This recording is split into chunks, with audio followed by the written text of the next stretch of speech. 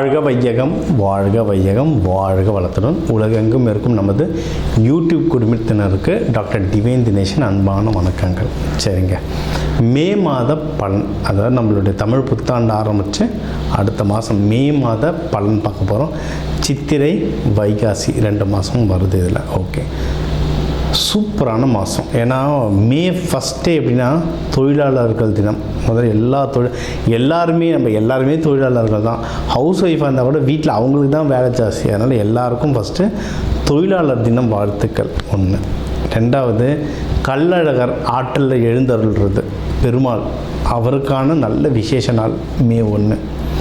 மே 30, 31 நம்ம தமிழ் கடவுள் முருகனுடைய வைகாசி விசாகம், சரியான பவர்ஃபுல் டே, பீக் பவர். முருகர்லாம் அந்த டைமில் அவர் பிறந்ததே என்னென்னா விசாக நட்சத்திரம், பீக் பவரில் இருப்பார். ஸோ இந்த மாதம் ஆரம்பிக்கிறதுலேருந்து முடிகிற வரைக்கும் பயங்கரமான ஃபெஸ்டிவல் தான், புனிதமான மாதம். சரி, இந்த புனிதமான மாதத்தில் நமக்கு எப்படி இருக்குது, நம்மளுடைய ரெகுலரான லைஃப் எப்படி இருக்குது, எந்தெந்த விஷயம்னா நம்மளுக்கு சாதகமாக இருக்குது, அதில் ஜெயிக்கலாம், எந்தெந்த விஷயத்துலலாம் நான் கொஞ்சம் உஷாராக இருக்கணும் அதை பார்ப்போம்.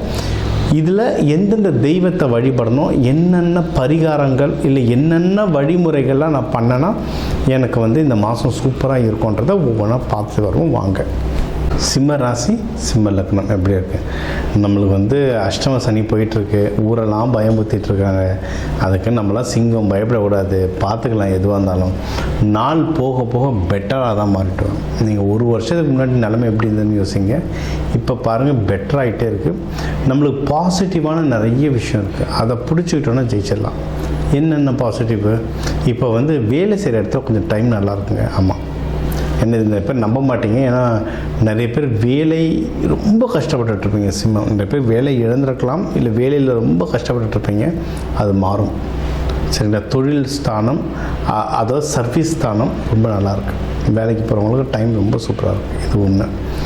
இன்னொன்று, இதை நான் ஒருத்தருக்கு சொல்லிட்டேன். ஒரு பையன் வேலை எனக்கு நல்லா இருக்குன்னு சொல்லிட்டு அவர் மேனேஜர், அதாவது மேனேஜர்கிட்ட ப்ரமோஷன் கேட்டு மேனேஜர் ஒத்துக்கலை அப்படின்னு சொல்லிட்டு விபி கிட்ட போய் சண்டை போட்டிருக்காரு, வைஸ் பிரசிடென்ட் கிட்ட, எனக்கு ப்ரமோஷன். அதனால் அந்த மாதிரிலாம் சண்டை போடாதீங்க. நேரம் நல்லா இருக்குது, அப்போது நேரம் நல்லா இருக்குன்னா ஸ்கெட்ச் போட்டு எப்படி ப்ரமோஷன் வாங்கலாம், அப்படி இல்லைன்னா நான் எப்படி சேலரி ஆகி ஸ்கெட்ச்னால் நீங்கள் என்னென்னலாம் ஒர்க் பண்ணிங்களோ அதை ஒரு டாக்குமெண்ட்டாக எழுதணும். அதனால் கம்பெனிக்கு என்னென்ன நல்லது நடந்துச்சு அப்படின்றத எழுதணும். அந்த எழுதி அந்த டாக்குமெண்ட்டாக அனுப்பணும். இதுதான் ஒரு ப்ராப்பர் ப்ரொசீஜர், கார்ப்பரேட் ப்ரொசீஜர். அந்த மாதிரி பண்ணும்போது அவங்களுக்கும் புரியும், ஓகே இவர் உழைச்சிருக்காரு, 2 வருஷமாக இவருக்கு எதுவும் பண்ணலை, இப்போ நம்ம எதனா செய்வோம் அப்படின்னு சொல்லிட்டு ஒரு நல்ல சேலரி ஆக்கி வரும். அதுதான் ப்ராப்பர் அப்ரோச். எனக்கு நேரம் நல்லா இருக்குன்ட்டு போயிட்டு எல்லார்ட்டையும் இறங்கி சண்டைக்கு போயிட்டோன்னா கஷ்டம். ஓகே, ஸோ ஓவராலாக உங்களுக்கு டைம் நல்லாயிருக்கு ஜாபில். இன்னொன்று, பிஸ்னஸ் பண்ணுறவங்களுக்கு டைம் ரொம்ப சூப்பராக இருக்குது. அதுவும் இன்னும் நல்ல விஷயம் என்னென்னா, பிஸ்னஸ் பண்ணுறவங்களுக்கு நல்ல ப்ராஃபிட் வரும், சரியான ப்ராஃபிட் வரும் இப்போ. ஓகேங்களா? அதை வெளிநாட்டுக்கு அனுப்புறது, இம்போர்ட் எக்ஸ்போர்ட் பண்ணுறது, வெளி மாநிலங்கள் வெளி ஊருக்கு இம்போர்ட் எக்ஸ்போர்ட் பண்ணுறதுலேருந்து எல்லாத்துலேயுமே நல்ல டைம் வரும். புதுசாக நான் வெளி ஊரில் வேறு ஊரில் பிரான்ச் ஸ்டார்ட் பண்ண போகிறேன் சார், வேறு ஊருக்கு விற்க ஸ்டார்ட் பண்ண போகிறேன் சார்னா தாராளமாக ட்ரை பண்ணலாம். டைம் ரொம்ப சூப்பராக இருக்குது. தொழில் அடுத்து, இப்போ தொழில் முன்னேறுதுன்னா என்ன, பணம் வரும். பணம் வந்தால் என்ன பண்ணலாம்? இன்வெஸ்ட்மெண்ட். இப்போ நீங்கள் ஏதாவது இப்போ வீடு வாங்கணும், இல்லை வண்டி வாங்கணும், இல்லை உங்கள் பிஸ்னஸ்லேயே இன்வெஸ்ட்மெண்ட் பண்ணணும், இல்லை நான் ஜாபில் இப்போ ஏஐ வந்துடுச்சு, நிறைய விஷயங்கள் மாறுது. இன்னொன்று சொல்கிறேன், நீங்கள் எந்த ராசி எதுவாக வேணாருங்க, நம்ம தனிப்பட்ட ராசின்றது உலகத்துக்குன்னு ஒரு தசா புத்தி, உலகத்துக்குன்னு ஒரு ராசி மண்டலமும் இருக்குது. இப்போ இந்த கோச்சாரத்தில் போகிறதுனா உலகத்துக்காக தான். சரியா? உலகத்தில் என்ன மாறுதுன்னா, இப்போ யார் தொடர்ந்து படிச்சுக்கிட்டே இருக்காங்களோ, யார் தொடர்ந்து அப்கிரேட் ஆகிட்டே இருக்காங்களோ அவங்க தான் வின் பண்ணுவாங்க. ஃபாஸ்ட்டாக இருக்கணும், அறிவாக இருக்கணும். ஏன்னா ராகு தசை, உலகத்துக்கே ராகு தசை. சரியா? ராகுன்னா என்னென்னா ஃபாஸ்ட்டு. ராகு பயங்கர ட்ரிக்கியாக யோசிக்கும். சரிங்களா? அதனால் நீங்கள் தொடர்ந்து படிச்சுக்கிட்டே இருக்க, தொடர்ந்து அலர்ட்லேயே இருக்க தான் முன்னேறுவீங்க. இது ஒரு பாயிண்ட், இது மெயினாக எடுத்துக்கோங்க. ஸோ இன்வெஸ்ட்மெண்ட்டுக்கு டைம் சூப்பராக இருக்குது. மெயினாக நீங்கள் கல்யாணம், நிறைய பேருக்கு காசு வருது, வீடு வாங்குகிறேன், நல்ல வேலை கிடச்சிச்சு, அடுத்து நான் கல்யாணம் தான். சரியா? கல்யாணத்துக்கும் டைம் வந்து ஓரளவுக்கு பரவாயில்ல. இந்த வருஷம் நல்லா இருக்குங்க. நம்மளுடைய நீங்கள் மாதம் ஜோதிட பலன் என்று பார்க்கும்போது நம்ம தமிழ் வருஷ பரப்புக்கு இல்லை நியூ இயருக்கு இது ரெண்டுத்துக்கு ஏதாவது இந்த ரெண்டுத்துக்குமே நம்ம இன்டர்வியூ கொடுத்தோம். அதையும் இதை கம்பேர் பண்ணி பாருங்கள். இந்த வருஷம் எண்டுலேருந்து உங்களுக்கு வந்து திருமணத்துக்கு யோகம் ரொம்ப நல்லாயிருக்கு. டிசம்பர்லேருந்துலாம் திருமண யோகம் ரொம்ப சூப்பராக இருக்குது. ஓகேவா? அதனால் டிசம்பர் வரைக்கும் வெயிட் பண்ணாதீங்க, இப்போத்துலேருந்தே ஸ்டார்ட் பண்ணுங்கள். இப்போத்துலேருந்தே அதுக்கு புள்ளியாக சொல்லி போடுங்க. அழகாக உங்களை வந்து டிசம்பர் எண்டில் இல்லை தை மாதத்துலலாம் அழகாக கல்யாணத்தில் எடுத்து வந்து உங்களை வந்து கூட்டிகிட்டு வரும். ஓகேங்களா? நீங்கள் வந்து ஒன்றே ஒன்று என்ன செய்யணும்னா, 4 நட்சத்திரம் பார்த்து பொண்ணு வீட்டு மாப்பிள்ளை வீட்டுக்கு போகணும். இப்போ இந்த புதன்கிழமை புதன் ஹோரை, இல்லைன்னா வெள்ளிக்கிழமை சுக்கிர ஹோரை, இந்த மாதிரி நல்ல நாள் ஹோரையில் போயிட்டு வந்தீங்கன்னா சக்ஸஸ் ஆகிறதுக்கு எக்கச்சக்க வாய்ப்புகள் இருக்குது. ஓகேங்களா? இது ஒன்று திருமணத்துக்கு. இதுலேயும் நிறைய பேர் வந்து லவ் பண்ணுறவங்களாம் இருக்காங்க. சிம்மத்துலேயும் சிங்கம் அவ்வளோ சீக்கிரம் பண்ணாது, ஆனால் கொஞ்சம் பண்ணாலும் கொஞ்சம் லைட்டாக முரட்டுத்தனமாக பண்ணுவாங்க. அப்படி லவ் நீங்கள் பண்ணி உங்களோட ஒருத்தர் வந்து உங்கள் முரட்டுத்தனத்தையும் அட்ஜஸ்ட் பண்ணிட்டு கூட ஒருத்தவங்க இருக்காங்க அப்படின்னா கண்ணை மூட்டு லவ் கல்யாணம் பண்ணுறாங்க. இன்னொரு ஆள்லாம் இந்த மாதிரி கிடைக்கிறது கஷ்டம். சரியா? ஸோ அந்த லவ்வை கல்யாணமாக மாற்றத்துக்கும் டைம் நல்லா இருக்குது. மகப்பேருக்கு டைம் சூப்பராக இருக்குது. அதாவது சொல்லுவாங்கள, காலகாலத்தில் படிச்சுட்டு காலகாலத்தில் வேலைக்கு போயிடுன்னு. இப்போ காலகாலத்தில் புள்ள பெற்றுடணும். இப்போ அதுதான் பெரிய விஷயம். ஏன்னா எல்லாருக்குமே லைஃப் ஸ்பேன்ன்றது சுருங்கிட்டு வருது. அதை விட மோசம் ஹெல்த் ஸ்பேன்ன்றது சுருங்கிட்டு வருது. நீங்கள் இப்போ பாருங்கள், நான் இப்போலாம் கிராமங்கள்னு சொல்லுவோம், கிராமத்தில் போனால் கூட ஐவி சென்டர் இருக்குது, ஃபெர்டிலிட்டி சென்டர் இருக்குது. எனக்கு ரொம்ப ஆச்சரியமாக இருக்குது. ஸோ நம்ம உடல் நிலைகள் எல்லாருக்குமே பொதுவாக மாறிட்டு வருது. அதனால் சீக்கிரம் மகப்பேறு பெற்றுக்கிறதும் நல்லது. நான் இதை சாதிக்க போகிறேன், அது எனக்கு கிடைச்சா தான் நான் இந்த குழந்தைக்கு இப்போ போவேன் அப்படின்லாம் இருக்காதுங்க. நிறைய பிரச்சனைகள் கொண்டு வரும். ஸோ இப்போ டைம் நல்லாயிருக்கு, மகப்பேருக்கு தாராளமாக போகலாம். சூப்பர். எந்தெந்த விஷயத்தில் நான் ஜாகிரதையாக இருக்கணும் சார்னா, இப்போ சொன்ன வேலைக்கு பிஸ்னஸ்க்கு டைம் நல்லாயிருக்கு, கல்யாணம் மகப்பேர் லவ் எல்லாத்துக்கும் டைம் நல்லாயிருக்கு. உங்களுக்கு வந்து நிறைய நல்ல நியூஸ் வரும். சொந்தத்தில் கல்யாணம் அது இதுன்னு பிஸியாகவே இருப்பீங்க. நீங்கள் டல்லாக இருந்தாலும் சொந்தக்கார கல்யாணம்லாம் அவாய்ட் பண்ண முடியாது, போய் உக்காந்தாகணும். ஏன்னா நம்மளுக்கு மொய் வச்சாங்கன்னா நம்மளும் போய் திருப்பி வச்சாகணும். ஸோ அதனால் விஷயம் வரும். என்ன மெயினாக காசு செலவாகும், தண்ணியாக செலவாகும், லெஃப்ட் ரைட் சென்டர்னு செலவாகும். சரிங்களா? ஏன் செலவாகுது?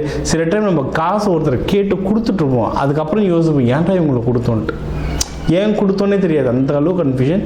காசு விஷயம் எழுதி பழக்குங்க. நான் யாருக்கு கொடுக்குறேன், எவ்வளோ எனக்கு இது வந்து ஒரு 15 வருஷத்துக்கு முன்னாடி எனக்கு சொன்ன விஷயங்க. அது குபேரருக்கு கொடுத்த உபதேசமாக. அவர் எவ்வளோ கணக்கை எழுதி வைக்கிறாரோ அவ்வளோவா ஒரு பணம் சேருமா. இது எனக்கு ஒருத்தர் சொன்னார் ஒரு 15 வருஷத்துக்கு முன்னாடி. அப்போதுலேருந்து நான் எழுத ஆரம்பித்தேன். நான் என்கிட்ட கிட்டத்தட்ட ஒரு 15 வருஷத்துடைய கணக்கு என்கிட்ட கேட்டிங்கன்னா என்கிட்ட இருக்கும். எவ்வளோ செலவு, கோவிலில் ₹1 போட்டால் கூட அதை எழுதி வைப்பேன். எனக்கு அந்த பழக்கம் இருக்குது. ஸோ எவ்வளோ எழுத எனக்கு வந்து பணம் சேர ஆரம்பிச்சுக்கிட்டே இருந்தது. இது வந்து ப்ராக்டிக்கலாகவே பார்த்துருக்கேன். ஸோ உங்களுக்கு பணம் சேமிக்கணும்னா எழுதுங்க, சூப்பராக சேரும். கணக்கு பார்த்துக்கிட்டே இருக்கணும். ஓகேங்களா? இது ஒன்று. அடுத்து இப்போ நிறைய நல்ல விஷயம் நம்ம சொல்லிட்டோம், கல்யாணம் அது இதுன்னு. கடன் இல்லாமல் பண்ண பாருங்கள். ஏன்னா யாருன்னா என்னப்பா உனக்கு கல்யாணம் கிராண்டாக பண்ணுப்பா, அதில் பண்ணுப்பா, இதில் பண்ணுப்பா, அதுப்பா, நீ எவ்வளோ பெரிய ஆள் தருமான்னு அந்த ஊரில் 4 பேர் இருப்பாங்க தெரியுமா, வந்து ஏற்றி விட்ருவாங்க. அவங்க ஏற்றி விட்டு போயிடுவாங்க. அவசரம் நம்ம தான் பண்ணணும், கடன் நம்ம தான் அடைக்கணும். அதனால் கடன் இல்லாமல் பண்ணதை பாருங்கள். அதை விட முக்கியம், யாருக்கும் கடன் கொடுத்துடாதீங்க. யாராவது பிஸ்னஸ் கேட்டாங்க, நீ தான் கஷ்டப்படுறியே, இந்த கிரிப்டோவில் போட்டு 10 மடங்கு ஆகும், ட்ரேடிங்கில் போட்டு 20 மடங்கு ஆகும்னா போயிடாதீங்க. ரொம்ப கஷ்டம். பண விஷயத்தில் நீங்கள் கரெக்டாக இருந்தீங்கன்னா ஜெயிக்கிறது கண்டிப்பாக உறுதி. நீங்கள் வழிபட வேண்டிய தெய்வம் அப்படின்னா லக்ஷ்மி நரசிம்மர் வழிபாடு ரொம்ப சூப்பர்.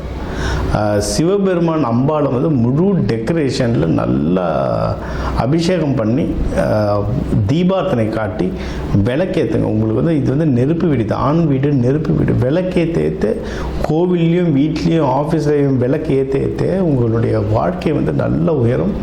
நல்ல அன்னதானம் போடுங்க. அன்னதானம் செய்கிற இடத்துக்கு கேஸ் அடுப்பு விறகுலாம் வாங்கித்தாங்க. இந்த மாதம் உங்களுக்கு சூப்பராக அமையும்.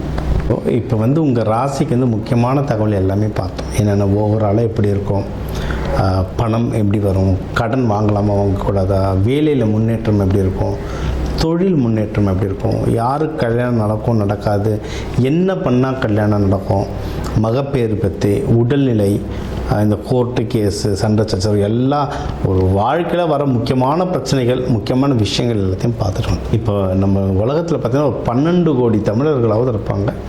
ஒரு ராசி ஒரு கோடின்னு எடுத்தாலும் அவ்வளோ பேருக்கும் நம்ம வந்து பொது பலன் சொல்லியிருக்கோம். கைரேகை மாதிரி ஒவ்வொருத்தருக்கும் அவங்களுடைய சார்ட் ஜோதிடம் வந்து அவங்களுக்கு மாறும். சரிங்களா? இப்போ நம்ம பொது பலன் சொல்லியிருக்கோம். இதில் உங்களுக்கு எது மேட்ச் ஆகுதோ, இல்லைன்னா உங்களுக்கு வந்து வீட்டில் ஒரு முக்கியமான விஷயம், சார் கல்யாணம் நடக்க போகுது, இல்லை இப்போ நிறைய பேர் இந்த ஐவிக்கு வருவாங்க. ஐவி டெஸ்டிங்க்கு நாங்கள் எப்போ டாக்டரை பார்க்கலாம், எந்த நேரத்தில் பண்ணிக்கிட்டால் நல்லதுன்ட்டு அந்த மருத்துவ ஜோதிடம் பார்க்க வருவாங்க. இந்த மாதிரி முக்கியமான விஷயங்கள் ஏதோ இருக்குது, வீடு வாங்க போகிறேன், டிராக்டர் வாங்க போகிறேன், அந்த மாதிரி முக்கியமான விஷயம் இருக்கலாம், என் நம்பர் இருக்குது, கன்சல்ட்டிங் எடுத்துக்கோங்க, அதை வந்து கிளியராக பார்த்து சொல்லலாம். இப்போ இது கூடவே நம்ம வந்து நடுவில் நிறைய ராசிகளுக்கு இப்படி சொன்னோம், தெய்வ வழிபாடும் ஒன்று, கூடவே நம்ம சில தானியங்கள் சொன்னோம். இந்த ராசிக்காரங்க இந்த தானியம் கையில் வச்சுக்கோங்க, அது ஒரு பவர் ஏறும்னு. அதே மாதிரி நம்ம வாழ்க்கையில் வர சில பிரச்சனைகளுக்கு ஏற்ற மாதிரி தானியங்கள் இருக்குது. சரி, நூற்றுக்கணக்கான தானியங்கள் இருக்குங்க. நம்ம வீட்டில் இருக்க சமையல் அறையில் இருக்கிற தானியத்தை எடுத்து ஒழுங்காக யூஸ் பண்ணாலே வாழ்க்கையில் நிறைய பிரச்சனை நம்மளுக்கு சால்வ் ஆகும். சரிங்களா? பண்ண மாட்டோம், அவ்வளோதான் ஒன்று. இப்போ சனி பயிற்சிகளாக நீங்கள் வந்து நல்லெண்ணெய் தேய்ச்சி குளிக்கிறது அவ்வளோ இப்போ நல்லெண்ணெய் தேய்ச்சி குளிக்கிறதுனா ஏதாவது கோவிலுக்கு பஸ் ஏறி போகணுமா, யாருக்காவது ஹோமத்துக்கு காசு கொடுக்கணுமா? இல்லை, வீட்டில் நல்லெண்ணெய் எப்படியும் இருக்கும், எல்லா தமிழர்கள் வீட்லேயும் எப்படியும் நல்லெண்ணெய் இருக்கும். அது தேய்ச்சி குளிக்கிறதுல என்ன ஆக போகுது? இந்த மாதிரி சிம்பிளான பரிகாரங்கள் நிறைய இருக்குது. தேவைப்படுறவங்க என்னோடய நம்பரை காண்டாக்ட் பண்ணிக்கலாம். ஜோதிடம், வாஸ்து, நியூமராலஜி, மலர் மருத்துவம், இது சம்மந்தமாக எந்த கேள்விகள் இருந்தாலும் தாராளமாக எனக்கு கேட்கலாம். உங்கள் எல்லாருக்குமே இந்த மே மாதம் அந்த மீனாட்சி சுந்தரேஸ்வரர் அருளால் எல்லாமே நல்லபடியாக நடக்க டாக்டர் டிவைன் தினேஷன் அன்பான வணக்கங்கள். வாழ்க வளத்துடன்.